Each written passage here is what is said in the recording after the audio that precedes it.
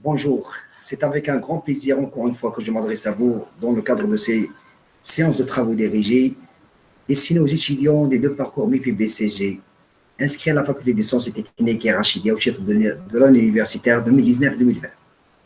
Donc, si vous vous rappelez, lors d'une des séances de travaux dirigés, nous avons traité un point très important qui n'est rien d'autre que les pistes de remédiation de manière à combler les lacunes rencontrées par les étudiants universitaires au niveau de leur écrit.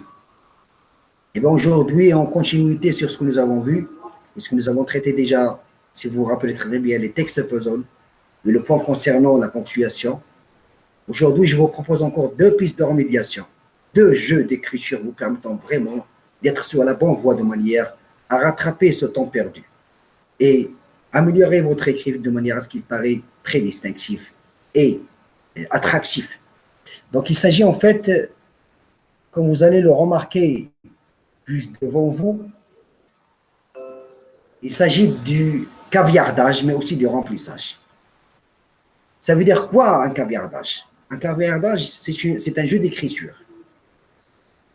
à travers lequel l'étudiant et l'étudiante sont amenés à enlever quelques mots et quelques morceaux, ou bien quelques morceaux de mots d'un texte déjà entre vos mains, entre leurs mains, pardon, ou bien à partir d'un poème, mais il ne s'agit pas de n'importe quel mot ou de n'importe quel morceau, puisqu'il va falloir choisir d'une manière rationnelle, intelligente, ces morceaux ou ces mots, de manière à vous permettre de constituer un nouveau texte ayant un sens.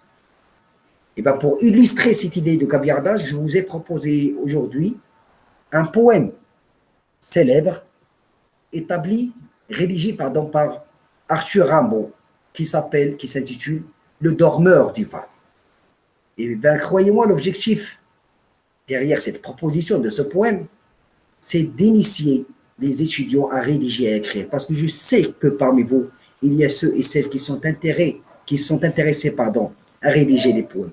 Et bien, en agissant ainsi, on va certainement faire apparaître et surgir ce sens de créativité caché en vous, chères demoiselles et chers messieurs. Je vais vous lire un extrait de ce poème. C'est un trou de verdure où chante une rivière, accrochant follement aux herbes des haillons d'argent, où le soleil de la montagne fière, lui, c'est un petit val qui mousse de rayons. Un soldat jeune, bouche ouverte, tête nue, et la nuque baignant dans les frais cressons bleus d'or. Il est étendu dans l'herbe, sous la nuit, pâle dans son lit, vers où la lumière pleut. Les pieds dans l'aïeul, il dort, souriant comme sourirait un enfant malade. Il fait un somme. Nature berce-le chaudement, il a froid. Les parfums ne font pas frissonner sa narine. Il dort dans le soleil, la main sur la poitrine, tranquille.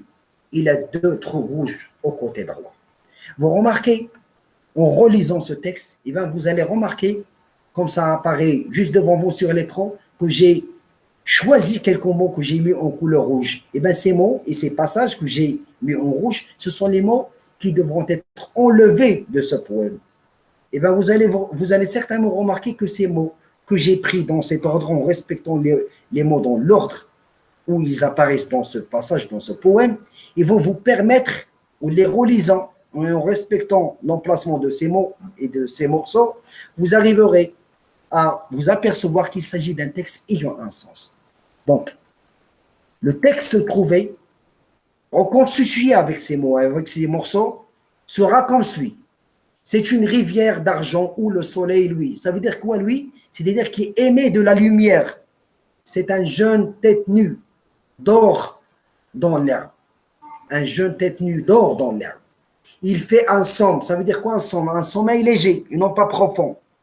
Vous fermez les yeux et vous arrivez à les réouvrir chaudement. Les parfums font frissonner sa narine. Il dort dans le soleil tranquille. Voyez, je suis arrivé à partir d'un poème ou bien d'un texte à choisir quelques mots. Et à partir de ces mots, en reconstituant ces mots, je suis parvenu à établir un texte ayant un sens, ayant une signification. C'est un jeu qui n'est pas facile et j'ai veillé à partager ça avec vous aujourd'hui de manière à vous permettre, à vous donner envie de lire et de, d'essayer ce jeu d'écriture qui va certainement vous permettre d'améliorer votre écrit. Inch'Allah, c'est ce que je vous souhaite de tout mon cœur. Deuxième piste de remédiation que j'ai proposée aujourd'hui, il s'agit du remplissage, tel qu'il a été précisé par votre proviseur en cours magistral. Il s'agit d'un texte descriptif qui a été expurgé de certaines expansions. Ça peut être un texte descriptif. Et je vais donner ici un exemple d'un texte portant sur un message touristique. Ça peut être un message qui a été établi par les dirigeants d'un hôtel de manière à séduire les clients à venir massivement rendre visite et profiter de quelques séjours dans cet hôtel. Mais aussi, il peut s'agir d'un message adressé par un des clients ayant eu l'occasion de visiter cet hôtel. Et là, j'ouvre une grande parenthèse. Vous vous rappelez, lors d'une des séances de travaux dirigés, j'ai mis l'accent sur un point très important. Si le client il est satisfait, eh bien, il va diffuser de l'information favorable à l'égard de votre bien. Ici, il s'agit d'un hôtel. Et par conséquent, les autres auront cette curiosité d'aller rendre visite à cet hôtel et d'essayer un petit peu de bénéficier de quelques séjours dans cet hôtel. Mais par contre, s'il n'est pas satisfait, il n'hésitera pas de parler de son désarroi, de son mécontentement. Et par conséquent,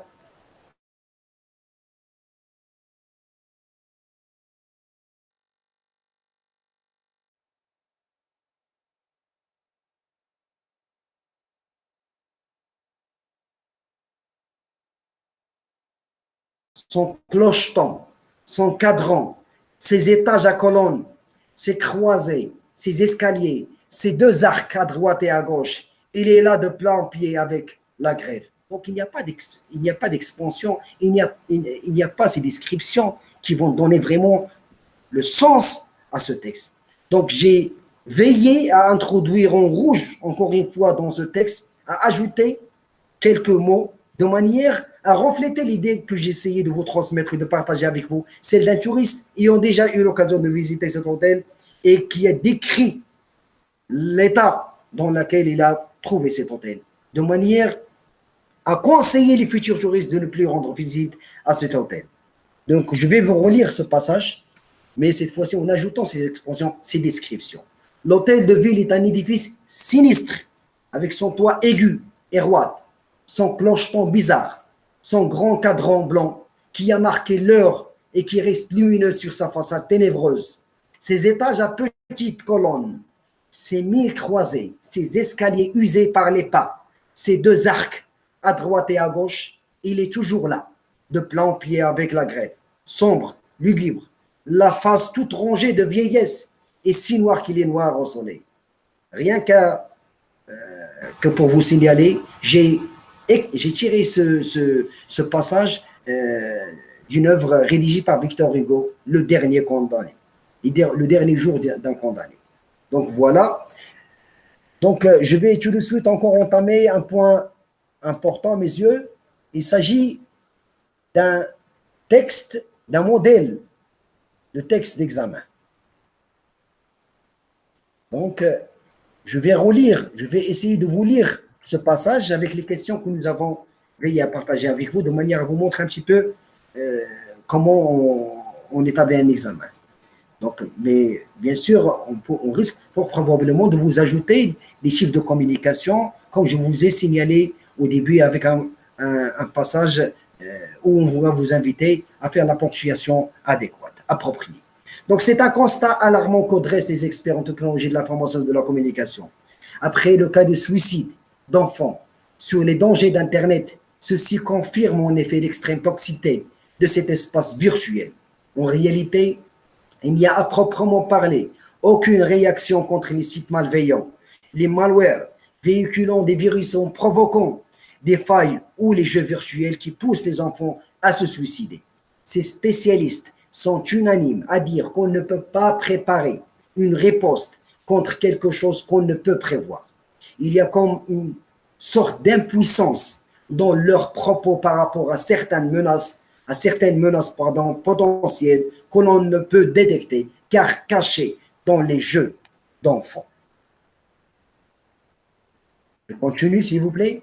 Il faut dire qu'au-delà de cette menace 2.0, 2.0, c'est-à-dire le web, l'Internet, il faut dire qu'au-delà de cette menace 2.0 sur la société marocaine, en plus des dangers sociétaux provoqués par l'utilisation et la fréquentation non contrôlée de certains sites, se pose cette question. Faut-il laisser les enfants jouer avec des smartphones? La question de la réglementation de l'accès à l'Internet pour une certaine catégorie sociale se pose non pas en termes d'interdiction, puisqu'il est impossible de bloquer le recours à l'Internet, mais par rapport au contenu à surveiller et à tolérer. Les profilers, c'est un mot en anglais, mais qui veut dire en français les profileurs de l'Internet, qui travaillent pour les grandes marques publicitaires, ont en réalité réduit à un petit village la planète virtuelle. Et dès lors, il y a autant d'avantages économiques et sociaux tirés que de dangers et menaces. C'est ainsi qu'on peut, par exemple, pister des animaux en danger ou sauver des personnes perdues dans le désert et faire progresser la science, comme on peut aussi hacker une banque ou télécommander la mort lente d'enfants accros à des jeux qui rapportent des milliards de dollars à leurs concepteurs. Cependant, les dangers de l'Internet peuvent être débarrassés de leur aspect viral avec un meilleur contrôle, à commencer par les parents, ensuite par la société et enfin par des outils dont disposent les services de la sécurité informatique. Vous voyez, j'ai mis dans le texte des mots en gras de manière que j'ai veillé à vous définir, tel que TIC, c'est un mot en abréviation qui veut dire tout simplement les technologies de l'information et de la communication. Les profilers, il s'agit des spécialistes qui étudient les portraits psychologiques des internautes de manière à étudier les désirs, les intentions, les comportements psychologiques des acheteurs, sur ceux qui ont l'habitude de consulter fréquemment, régulièrement des sites marchands et commander des produits. Donc la première question de compréhension, posez un titre convenable à ce texte. Puis, quand vous allez remarquer, j'ai mis en gras un passage que j'ai tiré de ce texte, où c'est écrit, c'est un constat alarmant que dressent les experts en technologie de l'information et de la communication. Donc, à votre avis, de quel constat s'agit-il dans le texte, en justifiant votre réponse, bien sûr? Troisième point, troisième question, la question de la réglementation de l'accès à l'Internet pour une certaine catégorie sociale. Donc, de quelle catégorie sociale parle l'auteur dans ce passage? Quatrième question, indiquer à qui ou à quoi renvoie le que et le on dans les passages suivants. Dans le premier paragraphe, l'auteur a précisé que l'on ne peut détecter. Donc, le que, il renvoie à qui ou à quoi, et le on, à votre avis. De la même manière, j'ai tiré une expression dans le troisième paragraphe où on a écrit comment on peut hacker une banque. Donc, à votre avis, le on, il renvoie à qui ou à quoi? Cinquième question. On vous invite à donner l'explication, la signification de quelques mots. Pister des animaux en danger, ça veut dire quoi pister? Hacker une banque, ça veut dire quoi hacker? Les enfants accros à des jeux, ça veut dire quoi accro? Donc, je rappelle que l'objectif, ce n'est pas de vous rendre la vie difficile, mais de manière à vous aider. Rien que pour vous montrer que ce qu'on vous pose comme sujet d'examen, ce n'est pas vraiment très difficile, pas très compliqué. L'objectif, c'est de voir un petit peu où on est arrivé à votre niveau et à vous encourager à lire et à écrire de manière à ce que vous ayez aussi vos chances pour décrocher prochainement votre objectif. Ça peut être un emploi ou une inscription dans une filière, un master, un doctorat, pourquoi pas. Sixième question. À votre avis, est-ce que la solution proposée à la fin du texte pour lutter, par l'auteur, pour lutter contre les dangers de l'Internet pourrait-elle suffire? Si oui ou non, vous êtes censé vous justifier, argumenter votre opinion. Et c'est ça qui m'intéresse. Je vous rappelle que l'objectif, c'était quoi? C'est de vous initier à écrire et à améliorer votre écrit pour qu'on puisse vraiment ressentir le désir et le plaisir à lire vos écrits. Et ce sera pareil pour les recruteurs, mais aussi pour les responsables filières prochainement. Donc, les réponses proposées concernant ces différentes questions sont comme suit. Donc, le titre de ces textes, j'ai mis comme exemple les dangers de l'accès incontrôlable aux technologies de l'information et de la communication. pour ce qui est de la deuxième question, un constat alarmant qu'ont dressent les experts en technologie de l'information et de la communication, ça veut dire tout simplement les dangers du web. Pour justifier, l'auteur a mis l'accent sur pas mal de choses, parmi lesquelles on peut citer les dangers de l'Internet, l'extrême toxicité de cet espace virtuel, les sites malveillants, les malwares véhiculant des virus, les malwares provoquant des failles, n'est-ce pas? La question de la réglementation de l'accès à l'Internet pour une certaine catégorie sociale. La population ciblée par les messages adressés par l'auteur, ce n'est rien d'autre que les enfants. Donc la catégorie sociale visée ici dans ce texte, ce n'est rien d'autre que la classe des enfants, la catégorie des enfants. Quatrième question. Dans le premier paragraphe, on a écrit que l'expression suivante, qu'on ne peut détecter. Donc vous allez remarquer en relisant cette phrase, eh bien, vous allez vous apercevoir que le que, il renvoie à certaines menaces potentielles. Et le en, il renvoie aux experts, les spécialistes qui sont censés étudier et suivre les comportements psychologiques des internautes. Dans le troisième paragraphe, on a écrit aussi comment on peut hacker une banque. Donc, le en, il renvoie ici au hacker, au pirate, au voleur, n'est-ce pas? La signification des expressions pister des animaux, ça veut dire quoi pister? C'est tout simplement suivre les empreintes et interpréter les pistes, les chemins et les empreintes des animaux. Hacker une banque, c'est voler ou bien pirater une banque. Les enfants accro à des jeux, c'est-à-dire les enfants qui ne peuvent plus résister à l'usage de ces jeux, qui sont attachés, qui sont dépendants de ces jeux. Deuxième question, c'est ça qui m'intéresse. Est-ce que la solution proposée par l'auteur pour lutter, pour mettre fin au danger de l'Internet, surtout sur la catégorie sociale des enfants, apparaît à vos yeux comme suffisante? Si oui ou non, il va falloir se justifier. Donc, il s'agit des questions, il s'agit d'un texte argumentatif que vous êtes censé rédiger. Donc, ici, on peut s'attendre de votre part à deux scénarios, à deux situations. Certains d'entre vous penseront que ce n'est pas suffisant et ils vont évoquer plusieurs arguments, parmi lesquels on peut citer les hackers ne vont pas rester les bras croisés, juste puisqu'ils tenteront de développer à nouveau des malwares véhiculant des virus et qui sont susceptibles de frapper à tout moment. Bien sûr, cela risque de nuire à votre système, à vos données. Les enfants aussi sont suffisamment intelligents pour déjouer le contrôle parental et accéder aux jeux morbides.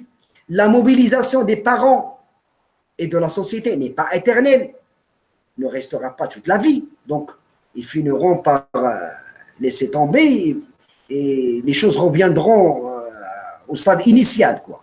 Donc, voici quelques exemples. Pour les étudiants qui sont du même avis que l'auteur, c'est-à-dire qui pensent que les solutions proposées sont vraiment suffisantes, on peut s'attendre aux arguments parmi lesquels j'ai cité ici, j'ai cité deux. Cette mobilisation permet de dissuader certains hackers. Personnellement, je ne suis pas du même avis. Qu'en pensez-vous, chers étudiantes et chers étudiants?